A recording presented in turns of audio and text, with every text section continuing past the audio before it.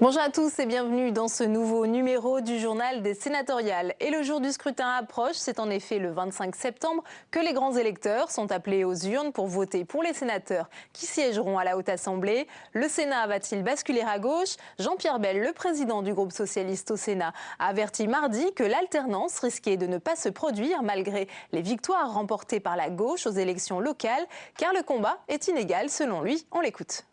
C'est un suffrage indirect. Le sénateur, c'est l'élu des élus. Et donc, nous avons remporté toutes ces élections comme jamais. Les régionales, nous avons quasiment toutes les régions sauf une, 60% des départements, une très grande victoire aux élections municipales. La question qu'on devrait poser, enfin, on devrait même affirmer, le Sénat va passer à gauche. Et pourtant, l'alternance risque une fois de plus de ne pas se produire parce que nous sommes dans un combat inégal. Dimanche, le vote des grands électeurs sera déterminant. Qui sont-ils? Le rappel de Saveria Rojek.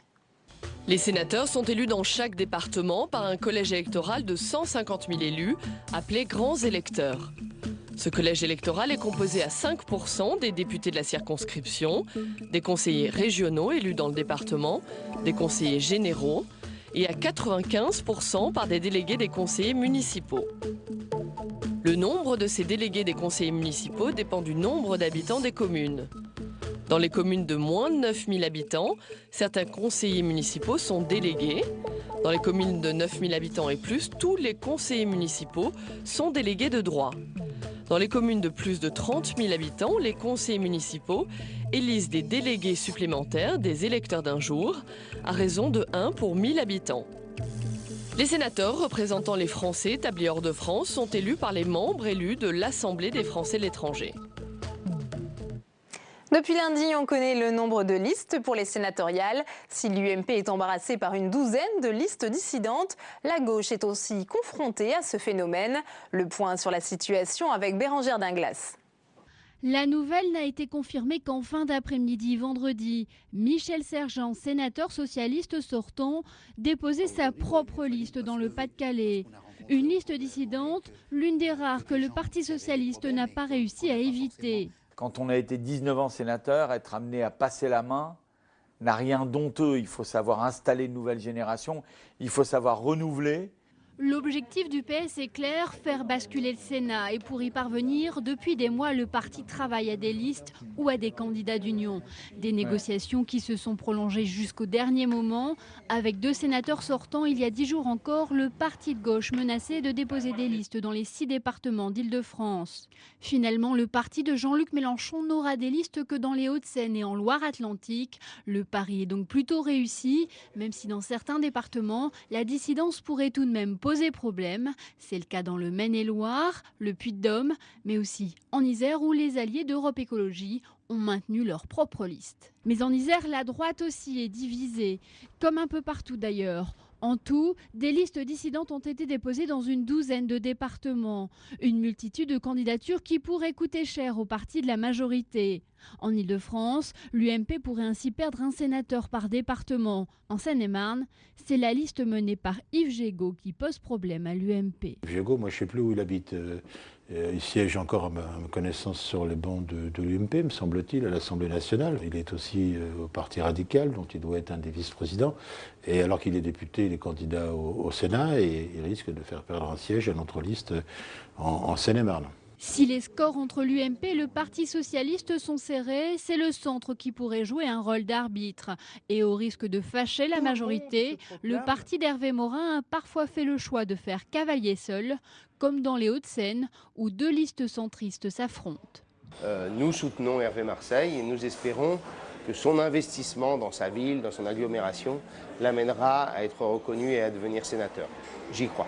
Les divisions sont nombreuses, mais au lendemain de l'élection, tout le monde devrait se retrouver derrière son champion pour la bataille du plateau.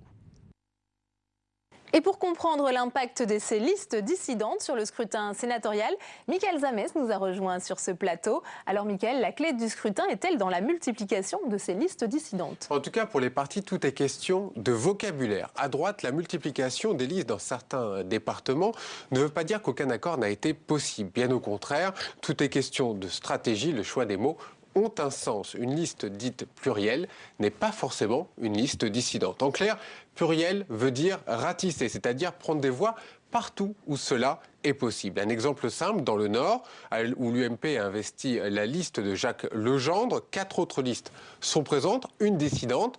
Les autres sont donc des listes plurielles composées avec des alliés du Nouveau Centre. Mais ce n'est pas une stratégie sans risque, Mickaël.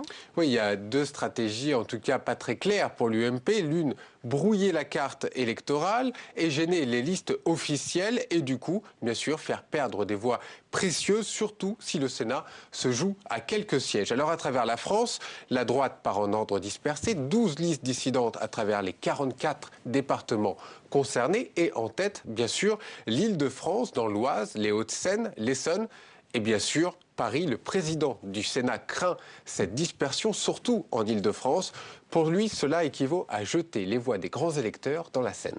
Et la gauche n'est pas épargnée non plus par ce phénomène de multiplication des listes. Oui, le PS a réussi à éviter des dissidences trop nombreuses, surtout avec le parti de gauche, au prix de négociations pour les futures législatives. Par contre, ils n'ont pas pu empêcher quelques listes venues des Verts, du Parti radical et au sein même du Parti socialiste qui pourraient lui faire perdre des voix indispensables. C'est le cas dans l'Essonne, le Pas-de-Calais, l'Isère ou encore le Puy-de-Dôme. Au jeu dangereux des dissidences, la gauche a gagné peut-être un premier combat, mais n'a pas encore gagné la bataille du Sénat. Merci Mickaël pour votre décryptage. Et jamais des élections sénatoriales n'ont autant fait parler. Un atelier débat était même consacré à ce scrutin à l'occasion de la fête de l'UMA. Il faut dire que 19 sénateurs sur les 24 que compte le groupe communiste du Sénat remettent leur mandat en jeu. Aurélien Romano. La fête de l'UMA, une pause dans la campagne des sénateurs communistes. La rencontre avec le public est l'occasion de faire connaître le Sénat et imaginer à quoi ressemblerait une haute assemblée de gauche. Avec 19 sénateurs renouvelables sur un groupe de 24, la présidente du groupe est confiante mais prudente. Bon, il y a quelques départements pour l'instant où disons que c'est pas encore assuré, quoi. On verra.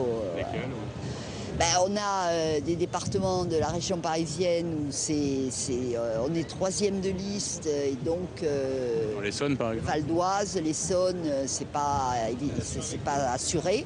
Donc voilà, moi j'espère en garder 24. Après les élections, Nicole Borvo entend conserver la présidence du groupe.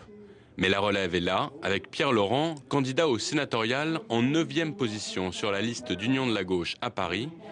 Il devrait la remplacer à mi-mandat. Oui, on va suivre tout ça attentivement, mais je le suis déjà et puis on travaille bien avec Nicole. Voilà, on travaille déjà en étroite liaison, donc oui, évidemment très attentif à la rentrée du Sénat, oui, parce qu'il va s'y passer des choses de toute façon. Oui. Christian Favier espère aussi une bonne surprise dimanche. Ce futur sénateur est numéro 3 de la liste et actuel président du Conseil général du Val-de-Marne. Un poste qu'il compte bien conserver s'il est élu sénateur. Faire profiter de l'expérience d'un président du Conseil général communiste, et on n'est que 2 en France, donc pour l'instant il n'y en a aucun évidemment au Sénat. Ça demandera évidemment pour nous une organisation du travail permettant de continuer de gérer le département dans de bonnes conditions. Avec un minimum de 15 sénateurs pour constituer un groupe, les communistes devraient conserver leur indépendance dans la nouvelle Assemblée.